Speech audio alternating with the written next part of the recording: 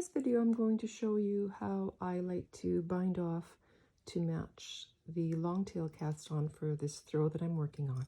So you knit the first stitch just like a regular bind off, and then slip that stitch onto your, I like to use a crochet hook because I don't do, I just find it easier. So what you're going to do is you're going to insert your hook into that first stitch as if you were going to knit. Pull up that yarn, slip that stitch off, and then pull it through the loop. Give it a twist. That's going to give you a little extra stretch on that, forgiveness on that bind off. It won't be as tight. And then you just keep doing that. And I'm going to show you, you could do it with the needle.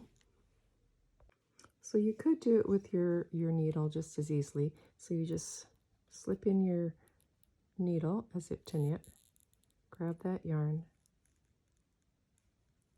pull it through, and then pass that, just kind of basically like a regular bind off. And then you're just going to give this a twist. Just gives you that extra little twist there. Again, just go under.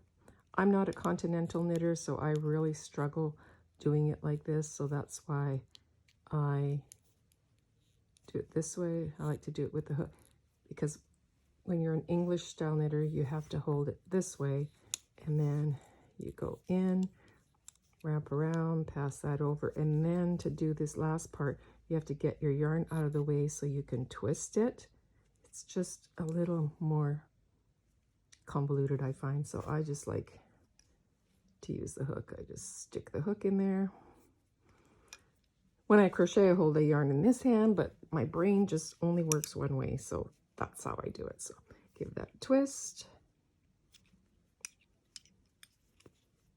I just find I don't drop the,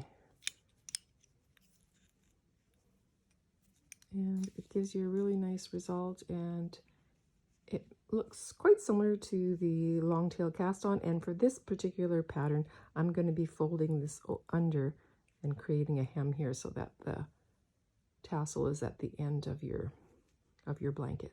I hope that helps you, and let me know in the comments if this was helpful.